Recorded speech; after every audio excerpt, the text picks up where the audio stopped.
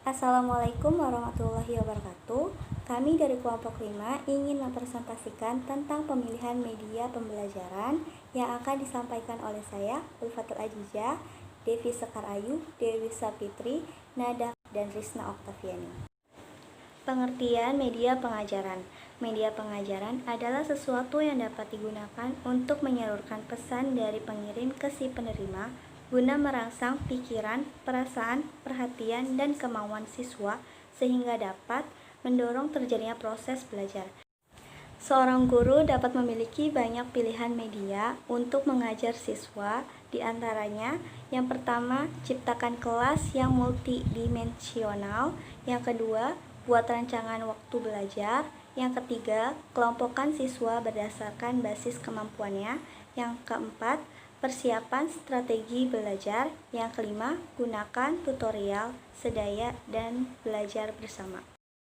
Faktor-faktor yang harus dipertimbangkan dalam pemilihan media pembelajaran.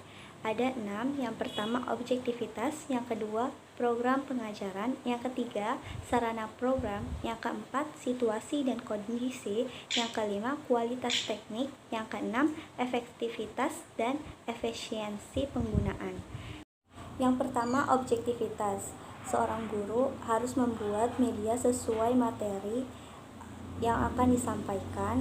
Yang kedua, program pengajaran. Program pengajaran yang akan disampaikan kepada peserta didik harus sesuai dengan kurikulum yang berlaku, baik isinya ataupun strukturnya. Tiga, sarana program. Yang dimaksud dengan sarana program, peserta didik dapat menerima informasi melalui media pembelajaran. Pada usia tertentu dan dalam keadaan tertentu pula, karakteristik siswa itu berbeda, baik cara berpikirnya, juga daya tahan belajarnya. Maka media yang digunakan harus dilihat sesuai dengan tingkat perkembangan peserta didik. Yang keempat, situasi dan kondisi, meliputi situasi dan kondisi sekolah dan situasi kondisi peserta didik yang akan mengikuti pembelajaran. Yang kelima, kualitas teknik. Media yang digunakan perlu diperhatikan apakah sudah sesuai dengan syarat. Yang keenam, keefektivitas dan efisiensi penggunaan. Keefektifan berkenaan dengan hasil yang ingin dicapai, sedangkan efisiensi berkenaan dengan proses pencapaian hasil tertentu. Baik, materi selanjutnya akan disampaikan oleh teman saya. Rida ingin melanjutkan presentasi. Yang pertama itu ada dalam bukunya Ahmad Rohani yang berjudul Media Instruksional Edukatif. Juga dipaparkan ada 3 faktor yang perlu dipertimbangkan dalam pemilihan media instruksional edukatif. Di antaranya yang pertama itu ada relevasi pengadaan media instruksional edukatif. Yang kedua ada kelayakan pengadaan media instruksional edukatif. Yang ketiga kemudahan pengadaan media instruksional edukatif. Lalu selanjutnya, untuk memilih atau menggunakan suatu media, perlu diperhatikan hal-hal berikut. Yang pertama adalah biaya yang lebih murah. Pasti ya, kita harus menggunakan biaya yang lebih murah pada saat pembelian atau pemeliharaan medianya. Lalu yang kedua, kesesuaian media dengan metode. Udah sesuai belum media pembelajaran dengan metodenya? Lalu yang ketiga itu kesesuaian media dengan karakteristik peserta didik. Jadi kita nggak boleh memilih media yang nggak sama karakteristik sama peserta didik kita. Jadi kita harus tahu karakteristiknya bagaimana, lalu baru kita memilih medianya. Yang keempat itu ada pertimbangan praktis. Ya pasti ya, memilih media harus lebih praktis, nggak yang terlalu besar kan jadinya nggak praktis gitu. Jadi yang praktis dibawa kemana-mana. Lalu yang kelima ada ketersediaan media tersebut. Lalu slide selanjutnya ada faktor yang perlu diperhatikan oleh guru dalam memilih atau menggunakan media. Yang pertama adalah faktor tujuan. Media dipilih dan digunakan haruslah sesuai dengan tujuan pengajaran yang telah ditetapkan atau dirumuskan. Jadi tujuan kita mengajar itu kayak gimana, baru kita memilih medianya. Lalu ada faktor efektivitas. Dari beberapa media yang ada, haruslah dipilih media yang paling efektif untuk digunakan dan paling tepat atau sesuai dengan tujuan pembelajaran yang dirumuskan. Lalu yang ketiga ada faktor kemampuan guru dan siswa. Media yang dipilih dan digunakan haruslah sesuai dengan kemampuan yang ada pada guru dan siswa, sesuai dengan pola belajar serta menarik perhatian. Lalu slide selanjutnya ada prinsip-prinsip pemilihan media pembelajaran. Prinsipnya itu sesuai dengan Sudirman 1991 membagi prinsip-prinsip pemilihan media pengajaran yang dibaginya menjadi 3 kategori. Yang pertama itu adalah tujuan pemilihan. Memilih media yang akan digunakan harus berdasarkan maksud dan tujuan pemilihan yang jelas. Jadi maksudnya itu apa, jadi harus jelas. Lalu yang kedua, karakteristik media pembelajaran. Setiap media pengajaran mempunyai karakteristik tertentu, dilihat dari segi kemampuannya, cara pembuatannya, maupun penggunaannya. Jadi seorang guru itu harus bisa memahami karakteristik siswanya. Lalu selanjutnya ada alternatif pilihan. Memilih merupakan proses pembuatan keputusan. Jadi kita harus bisa mempunyai alternatif pilihan. Seorang guru harus bisa menentukan pilihan mengenai media mana yang akan digunakan apabila terdapat media yang dapat diperbandingkan. Jadi, ada media ini sama media itu, kita bisa perbandingin mana nih yang lebih bagus untuk siswa. Oke, slide selanjutnya. Di sini saya akan melanjutkan untuk presentasi yang sebelumnya. Ada kondisi dan penerapan psikologis perlu mendapatkan pertimbangan dalam pemilihan media. Yang pertama di situ ada motivasinya. Yang kedua ada perbedaan individualnya. Yang ketiga ada tujuan pembelajarnya. Jadi tujuan dari media itu tuh untuk apa? Ada isinya juga, persiapan sebelum belajarnya, emosi, partisipasi, umpan balik, penguatan, latihan pengulangan, dan yang terakhir ada penerapan. Lanjut, ada hal yang perlu diperhatikan berkenaan dengan pemilihan penggunaan media. Yang pertama, tidak ada satu-satunya media yang baik untuk siswa dan semua tujuan pembelajaran. Yang kedua, penggunaan harus relevan dengan tujuan pembelajaran. Yang ketiga, medianya cukup dikenal dengan muridnya. Contoh, jadi kayak medianya itu nggak terlalu susah banget gitu untuk si muridnya ini. Yang keempat, ada media juga harus sesuai dengan pembelajarannya. Yang kelima, harus sesuai kemampuan pola belajar dari audiensnya. Yang keenam, dipilih secara objektif dari media penggunaannya ini. Yang terakhir ada perlu diperhatikan juga medianya. Terus slide selanjutnya ada kriteria pendekatan dalam media pembelajaran. Yang pertama, ada media selaras sesuai dengan tujuannya. Jadi misalkan kita mau bikin media tentang ikan. Media tentang ikan yang kita harus nih bikin medianya tuh misalkan tentang akuarium, terus di dalamnya juga ada ikan-ikannya. Seperti itu. Terus juga yang kedua ada aspek menjadi pertimbangan. Contohnya kayak media ini tuh baik atau enggak sih untuk si murid ini gitu, ataukah murid ini mengerti media ini gunanya untuk apa. Yang ketiga ada kondisi belajar menjadi perhatian. Jadi seperti anak-anak kan pasti banyak yang nanya nih, Bu, ini gunanya untuk apa? Jadi kan kita lebih ngasih kayak perhatian lebih gitu untuk anak muridnya. Yang keempat ada ketersediaan media.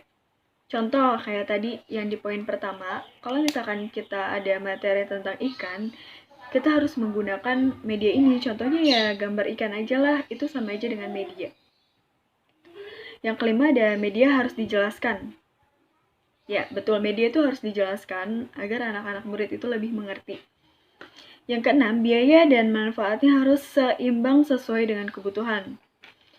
Harus seimbang dan sesuai dengan kebutuhan. Nah, itu juga kita harus pertimbangkan. Misalnya, kita nggak boleh untuk kayak membuang-buang uang untuk ya yang penggunaan medianya mungkin hanya sebentar atau apapun itu. Jadi kayak itu tuh nggak buang-buang uang gitu. Yang ketujuh ada guru terampil menggunakannya. Jadi guru juga harus menguasai itu medianya tersebut. Terus ada pengelompokan sasaran. Yang terakhir ada mutu teknis. Nama saya Dewi Sapitri. Di sini saya ingin melanjutkan presentasi, yaitu ada kriteria pemilihan media. Yang pertama itu ada tujuan memilih media. Yang kedua itu ada materi pembelajaran. Materi pembelajaran sebelum kita memilih media, kita tuh harus tahu materi pembelajarannya seperti apa. Yang ketiga itu ada karakteristik siswa. Karakteristik siswa seperti apa sih yang dapat digunakan untuk memilih media yang tepat. Yang keempat itu ada fasilitas pendukung. Yang kelima ada kemampuan guru. Keenam ada karakteristik media. Ketujuh ada biaya. Kedelapan ada ketepatgunaan. Kesembilan ada pengelompokan sasaran. Kesepuluh ada kompatibilitas. Kesebelas ada ketersediaan. Kedua belas ada mutu teknis. Dan terakhir ada artistik. Selanjutnya itu ada untuk pemilihan media pembelajaran. Kita juga harus mempertimbangkan beberapa faktor. Yang pertama itu ada akses. Jadi media yang digunakan itu mudah dan dapat tersedia agar bisa dimanfaatkan oleh siswa. Yang kedua itu ada cost, yang artinya media yang dipilih atau digunakan itu pembiayaannya dapat terjangkau. Yang ketiga itu ada teknologi. Jadi media yang digunakan itu teknologinya harus tersedia dan dapat dengan mudah menggunakannya. Yang keempat itu ada interaktif. Jadi media yang dipilih itu dapat memunculkan interaksi antara dua orang atau dua arah seperti guru dengan muridnya agar siswa tersebut itu terlibat secara aktif. Yang kelima itu ada organization. Jadi dalam memilih media pembelajaran tersebut secara organisatoris mendapatkan dukungan dari pihak sekolah. Yang kelima itu ada novelty. Jadi media yang dipilih itu dapat memiliki pembaruan agar memiliki daya tarik bagi siswanya. Selanjutnya di sini ada pemilihan media. Di sini ada dua model pendekatan dalam pemilihan media. Yang pertama itu ada pemilihan tertutup. Jadi pemilihan tertutup itu pemilihan yang dari atas, contohnya dari Dinas Pendidikan, dan kita harus menggunakan atau memakai media yang telah ada. Kedua itu ada pemilihan terbuka, yang merupakan kebalikan dari pemilihan tertutup, yang artinya jadi kita tuh bebas memilih media apa saja yang dapat kita gunakan untuk kebutuhan kita. Selanjutnya itu ada prosedur pemilihan media pembelajaran yang tepat. Yang pertama itu ada menentukan apakah pesan yang akan disampaikan itu merupakan tujuan pembelajaran. Yang kedua itu ada menetapkan apakah media itu dirancang untuk keperluan pembelajaran. Yang ketiga itu menetapkan apakah dalam usaha untuk mendorong kegiatan belajar tersebut. Yang keempat itu menentukan media yang sesuai. Yang kelima itu ada mereview kembali kelemahan. Keenam itu perencanaan pengembangan produksi media tersebut. Saya akan melanjutkan presentasi dari Dewi Sapitri. Ada 3 model yang dapat dijadikan prosedur dalam memilih media yang digunakan menurut Sadiman. Yang pertama itu model flowchart. Model flowchart di sini itu model ini menggunakan eliminasi dalam pengambilan keputusan pemilihan. Lalu yang kedua ada model matriks berupa penangguhan model pengambilan keputusan, pemilihan sampai seluruh kriteria pemilihannya diidentifikasi. Dan yang terakhir model checklist yang menangguhkan keputusan pemilihan sampai semua kriterianya dipertimbangkan.